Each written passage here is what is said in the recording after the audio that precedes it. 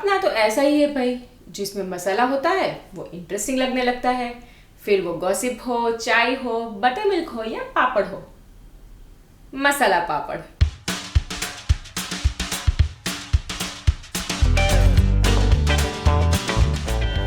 Hello friends, welcome to our channel फुर्सत में कुछ पल जिंदगी के। फ्रेंड्स, આજે આપણે જોશું કે મસાલા પાપડને ત્રણ ડિફરન્ટ સ્ટાઇલથી કેવી રીતે બનાવી શકાય છે।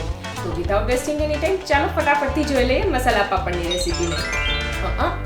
એ પહેલા ચેનલને સબસ્ક્રાઇબ કરવાનું અને બેલ આઇકનને પ્રેસ કરવાનું ના ભૂલતા, જેથી કરીને આવી જો નવી વિડીયોના અપડેટ્સ તમને સૌથી પહેલા મળી રહે। અને જો તમને અમારો વિડીયો પસંદ પડે તો તેને લાઈક કરવાનું, શેર કરવાનું અને નીચે કમેન્ટ બોક્સમાં કમેન્ટ કરવાનું ના ભૂલતા, क्योंकि केयर करते जाओ, शेयर करते जाओ, जिंदगी बहुत ही खूबसूरत है। ત્રણ ડિફરન્ટ ટાઈપ્સના મસાલા પાપડ બનાવવા માટે આપણને જોશે અડદના પાપડ, અને અડદના પાપડને બદલે તમે મગના પાપડનો પણ યુઝ કરી શકો છો, પરંતુ મસાલા પાપડમાં અડદના પાપડનો ટેસ્ટ ખૂબ જ સરસ આવે છે। 2 નંગ બારીક સમારેલા કાંદા, 2 નંગ બારીક સમારેલા ટમેટા, અને આ ટમેટાને સમારવા માટે મેં તેનો આ જે વચ્ચેનો બીનો ભાગ જે છે એને નીકાળી દીધો છે, કેમ કે એ ભાગ છે એકદમ જ્યુસી હોય છે, એટલે એ જ્યારે પાપડ પર એડ થાય છે તો તેને કારણે પાપડ છે એ સોગી થઈ જાય છે। 1 નંગ બારીક સમારેલું લીલું મરચું, અડધો બાઉલ બારીક સમારેલા કેપ્સિકમ, બારીક સમારેલી કોથમરી, નમક, લાલ મરચું પાવડર, ચાટ મસાલો, તેલ, 2 ચીઝ ક્યુબ અને નાયલોન સેવ। મસાલા પાપડ બનાવવા માટે ફર્સ્ટ ઓફ ઓલ એક મિક્સિંગ બાઉલમાં આપણે બારીક સમારેલા કાંદા લઈ લેશું, બારીક સમારેલા ટમેટા લઈ લેશું, બારીક સમારેલા લીલા મરચાં લઈ લેશું અને બારીક સમારેલી કોથમરી એડ કરશું, અને આ બધું આપણે સરસ રીતે મિક્સ કરી દઈશું।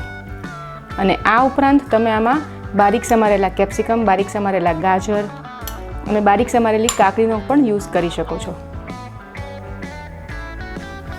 બધું સરસ રીતે મિક્સ થઈ ગયું છે, અને આ વેજીટેબલ્સમાં આપણે કોઈ પણ મસાલો એડ નથી કરવાનો, કેમ કે નમક જ્યારે વેજીટેબલ્સમાં અંદર પડે છે ત્યારે વેજીટેબલ્સ છે પાણી છોડે છે, અને જેને કારણે પાપડ છે સોગી થઈ જાય છે, એટલે મસાલો છે આપણે અલગથી પ્રિપેર કરીશું। જેના માટે એક મિક્સિંગ બાઉલમાં આપણે 1 ચમચી નમક લઈ લેશું, અને તમે અહીં નમકને બદલે બ્લેક સોલ્ટનો પણ યુઝ કરી શકો છો। ત્યારબાદ તેમાં 1 ચમચી લાલ મરચું પાવડર એડ કરશું, અને લાસ્ટમાં તેમાં 1 ચમચી ચાટ મસાલો એડ કરશું, અને આ બધું સરસ રીતે મિક્સ કરી દઈશું।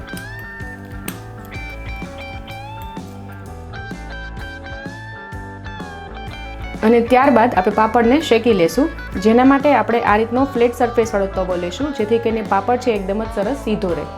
અને ગેસની મીડિયમ ટુ લો ફ્લેમ ઉપર આપણે પાપડને આ રીતે હળવા હાથે પ્રેસ કરીને બધી બાજુથી સરસ રીતે શેકી લેશું। આ રીતે કિનારીને પ્રેસ કરીને શેકવાથી પાપડ છે એ વળી નથી જતો અને એકદમ જ સરસ સીધો રહે છે। આપ જોઈ શકો છો પાપડ સરસ શેકાઈ ગયો છે, અને તે એકદમ જ સીધો બધી બાજુથી સરસ રીતે શેકાઈ ગયો છે।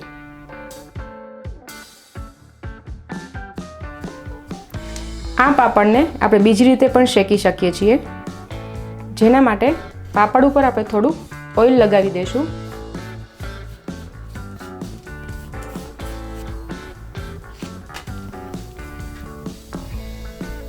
બીજી સાઈડ પર પણ આપણે થોડું ઓઇલ લગાવી દઈશું, અને ત્યારબાદ તાવીથાથી હળવા હાથે પ્રેસ કરીને પાપડને બધી બાજુથી સરસ રીતે શેકી લેશું। અને ખાસ કરીને આપણે એની જે આ કિનારી છે તેને પ્રેસ કરતા જશું અને શેકતા જશું, જેથી કરીને પાપડ છે એકદમ જ સરસ સીધો શેકાય છે।